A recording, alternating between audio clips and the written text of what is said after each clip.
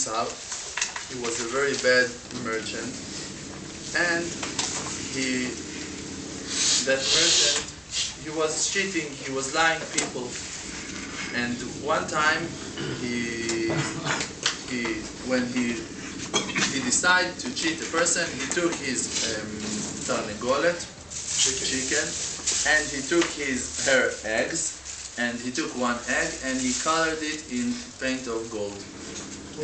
And he put the chicken on that golden egg and went to the market. Someone naive in the name of Zalman came to the market and he's screaming, a chicken that gives golden eggs, a chicken that gives golden eggs. So that Zalman is coming, what can I see?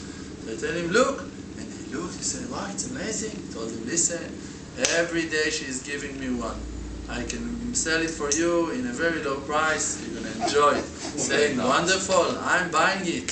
He gave him the amount that he told him, went with that chicken to his house. His wife is telling you, are you crazy? Are you crazy? Tomorrow for sure it won't be a golden egg. So he's saying, no, you're going to see, for sure it will. The other morning, he's waking up. The chicken gave a regular egg, and this is it. So he said, I'm going to the market, I'm going to show that merchant what's going to happen with him, he's going to pay me back. Wonderful. That merchant, he knew that Yitzhak, he knew that that person going to come back, that Zalman going to come back. What he done? He had two white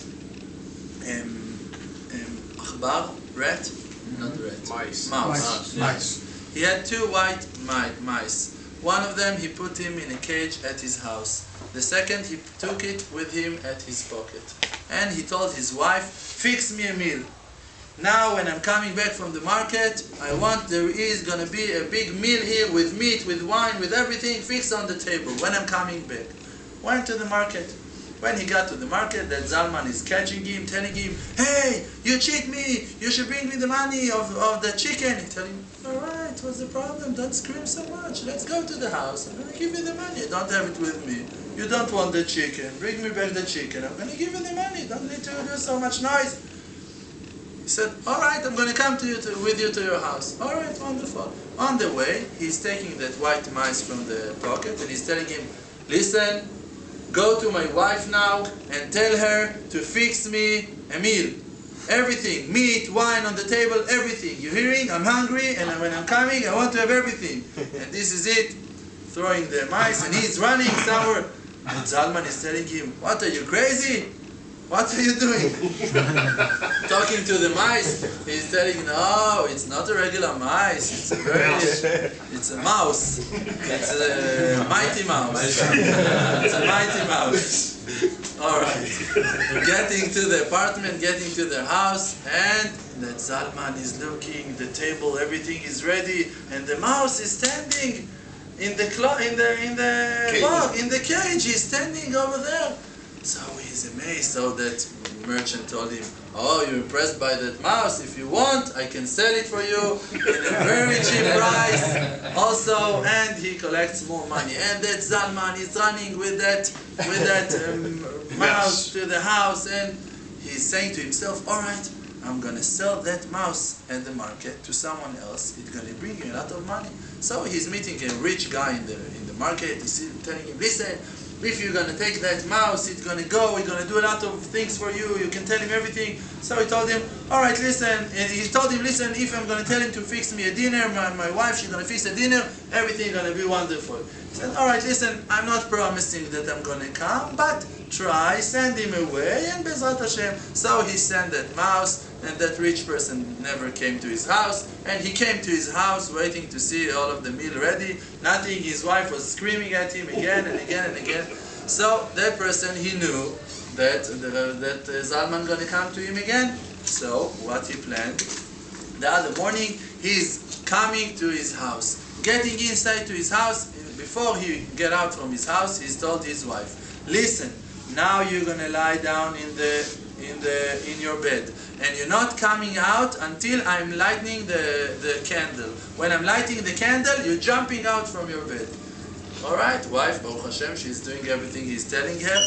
When that person came, that merchant starts screaming, help, help, I need help. What's happening? He went, that Zalman, into his apartment. What's happening? He said, my wife, she's so sick. I have to light the candle of cure, and she's going to be healthy, and I don't have matches. And soon she's going to die. I have to have her matches. You have a match? He told him, yes, take. He light the candle, and his wife jumped out from bed. Wow, I'm feeling wonderful, everything. Wow, Baruch HaShem. And he's saying, what? He said, yes, I have few candles like that if you want. He said, all right, my wife also, she doesn't feel so good. He said, all right, I'm going to give you a discount. You can buy that candle. He's running home with that candle, so happy, thrilled. Getting to his house, Baruch Hashem, got beaten from his wife, like you all can imagine. Nothing is working. The candle is regular candle. Nothing is working. So he said to himself, this is it. I'm not buying nothing from that merchant anymore. Now I'm going to see him. That merchant know that for sure. He went with a rope. He tied himself to a tree, and he's screaming on the bed. No, I don't want to be a king. I don't want to be a king. Don't make me a king. Don't do me a king. I don't want to be a king. That Zalman is seeing him tied to the tree, telling him, what are you doing? So he's saying, no, they're forcing me to be their king. They're forcing me. I don't want to be a king. I don't want that. All of the people from the city, they want me to be their king. I don't want that job. I want to be a simple person. You want to be a king? So that Zalman told himself, yes, of course I want to be a king. It's a huge opportunity to be a king. So he told him, yes, I want to be a king. Told him, listen, sit here close to the tree. I'm going to tie you to the tree. You're going to scream, I want to be a king. I want to be a king. And then they're going to all come and take you and they crown you. They're going to crown you. In the mental institution. So that Zalman sat down and he's tying him to the tree, tying him, and then he's screaming, I want to be a king, I want to be a king. He told him, no, scream stronger. And he started laughing, that merchant, and went away, and he's stuck there with that tree, with no money, with nothing at his hand, just like that. So the person that told that story asked, you think that you will never be that Zalman, right? And that you will never fall into those tricks of that merchant, Yitzhar. Yitzhar, it's Yetzer Hara. This is how you write Yetzer Hara, you write Yitzhar.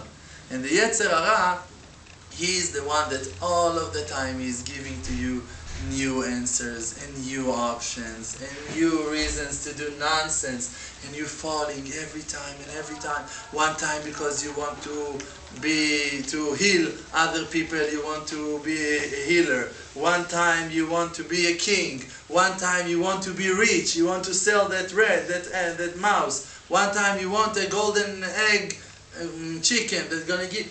Every time you fall into his nonsense, and he's laughing and laughing, and again and again and again, we're falling and falling and falling.